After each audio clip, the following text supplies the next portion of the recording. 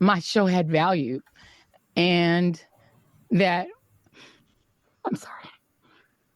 Okay, before that Joe Biden had in the suburbs. And I think we have to be blunt about why.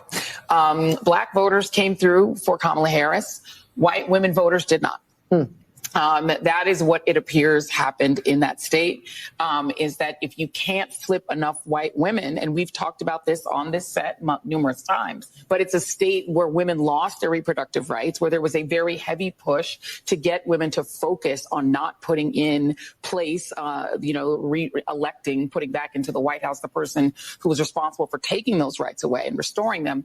But that message obviously was not enough to get enough white women to vote for Vice President Harris, a fellow woman. This will be the second opportunity that white women in this country have to change the way that they interact with the patriarchy. fellow Americans Who say the undocumented, who they get to call illegal immigrants, like the Pilgrims had permission to come here, have to suffer the consequences of their actions, right? They made the choice to overstay their visas or come into our country illegally. So if they get deported, consequences. But you right-wingers shouldn't have to suffer the consequences of your votes. You don't want to be around me because I voted for fascism. No fair. I'm coughing on you with COVID, but you want me to wear a mask for your safety? No fair. My body, my choice. Well, here's an alternative thought. Make your own dinner, MAGA. Make your own sandwiches. Wipe your own tears. Troll amongst yourselves with Elon and leave us alone. You got your heart's desire, the president you dreamed of, and worship instead of Jesus. And this time, you didn't even have to storm the Capitol, smash the windows, or try to kill police officers or issue death threats to poll workers. See, you did it just by voting this time. Congrats. You got your way. And he even got away with breaking the law. Yay. But if you expect the 73 million who voted for the prosecutor, not the felon, and particularly the 92% of black women who voted for Kamala to give you a cookie for your vote, a trophy, a hug, a high five, you might be asking too much. If we want to eat with you, we will. But if we just want some peace over the holidays and we don't want to put up with your trolling while we eat our tofurkey, get over it. Stop acting like we owe you. And for God's sakes, stop whining. It's embarrassing. Our Thanksgiving, our choice. Okay, this is the last. This up. She actually said that on the air, my fellow Americans and global citizens, that Kamala Harris, the charlatan fraud in chief, ran a quote. My show had value, and that, I'm sorry, that that what I was doing had value. And in the end, I'm sorry, I try not to cry on TV. And I think this is kind of like me on TV, so I apologize. And that it mattered. I see Karen is there, and she's been texting me as well. And so what I will just say is that in the end, thank you.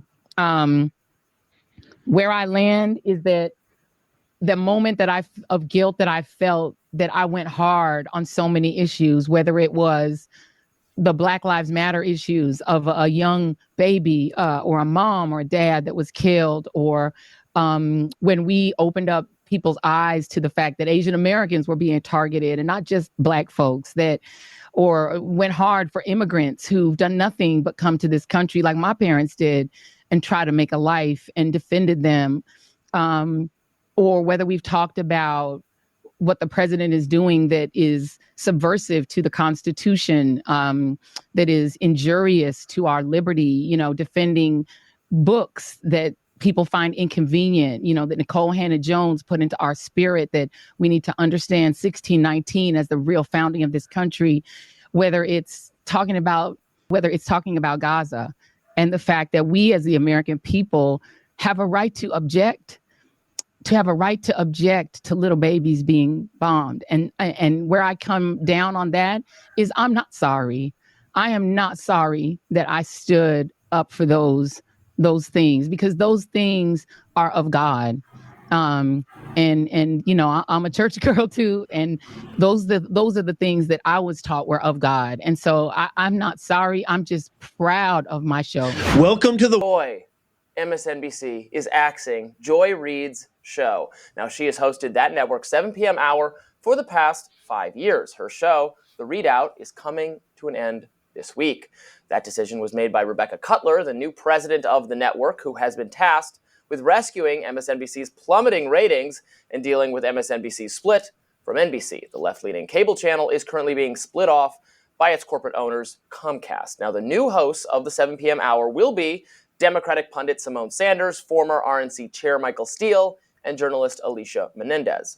All three are undoubtedly progressive. While Steele was previously the leader of the Republican Party, that was pre-Trump in the Trump years. Michael Steele and journalist Alicia Menendez.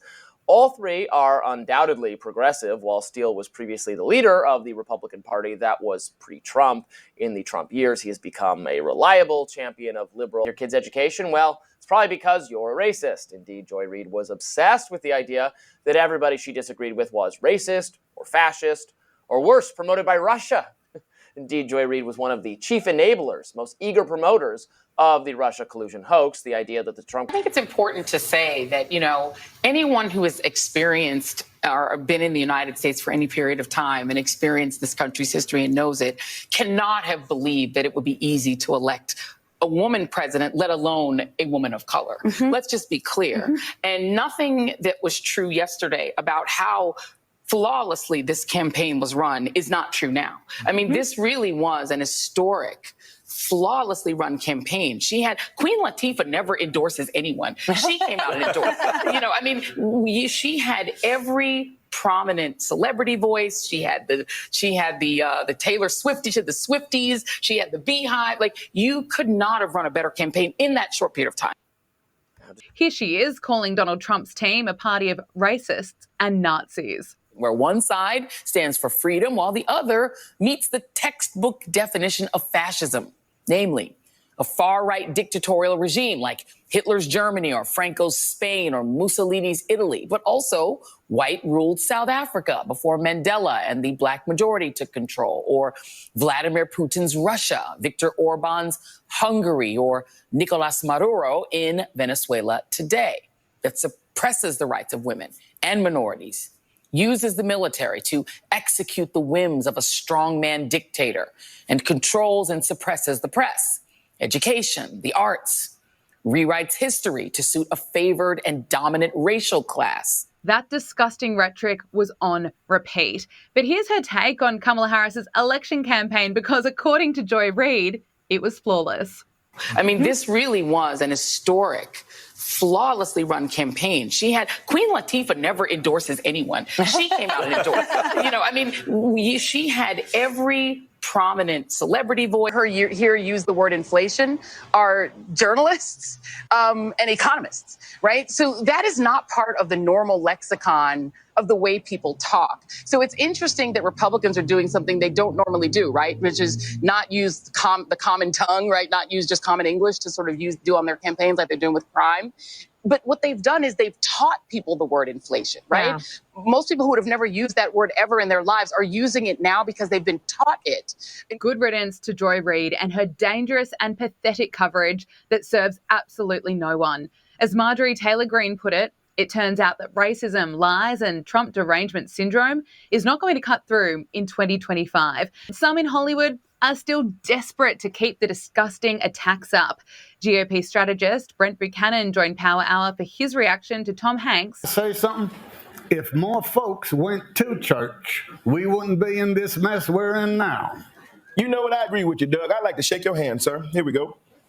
No. Oh, no. It's just a handshake. Yeah, it's just a handshake. Yeah, all right. You're welcome at Black Jeopardy anytime. To the United States, President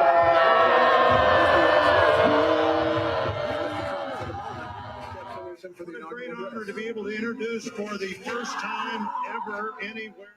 It never gets old. And now that famous moment is not only a popular, timeless meme, it's also inspiring copycats, including this woman's superb work at a recent Donald Trump rally. She didn't need to explain anything here. Everyone got the joke immediately.